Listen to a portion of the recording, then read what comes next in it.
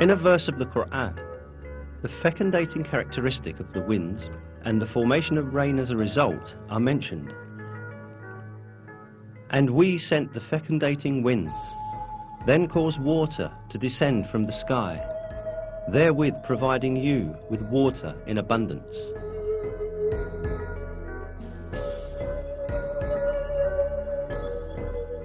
In this verse, it is pointed out that the first stage in the formation of rain is wind.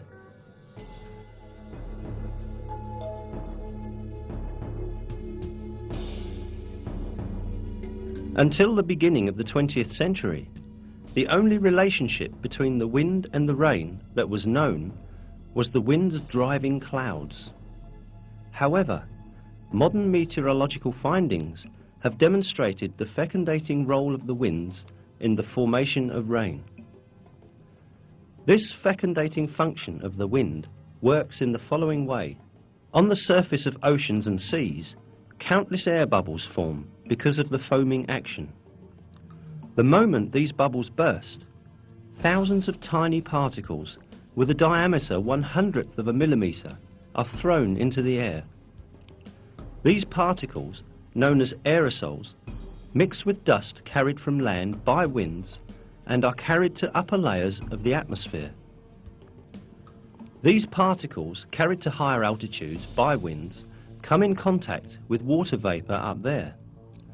Water vapor condenses around these particles and turns into water droplets. These water droplets first come together and form clouds, and then fall on the earth in the form of rain.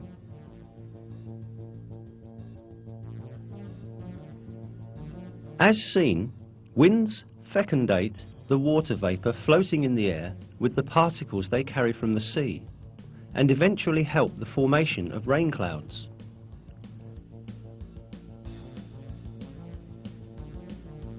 If winds did not possess this property, water droplets in the higher atmosphere would never form, and there would be no such thing as rain.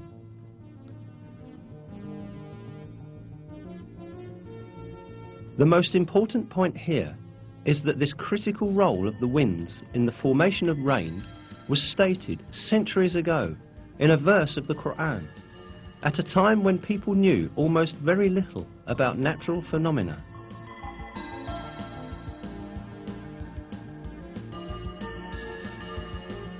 Another fact given in the Quran about rain is that it is sent down on earth in due measure. This is mentioned in Surat Az-Zukhruf as follows: "It is He who sends down water in due measure from the sky, by which we bring a dead land back to life. That is how you too will be raised from the dead." This measure in rain has again been discovered by modern research. It is estimated that in 1 second, approximately 16 million tons of water evaporate from the earth.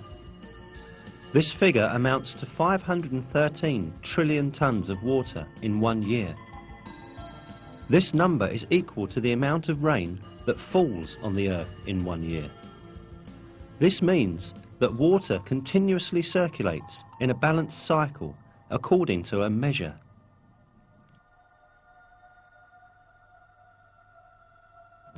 Life on Earth depends on this water cycle. Even if people had used all the technology in the world, they would not be able to produce this cycle artificially.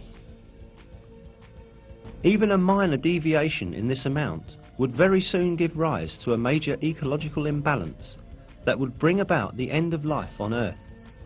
Yet, this never happens, and the rain keeps falling every year in exactly the same amount, just as is revealed in the Quran.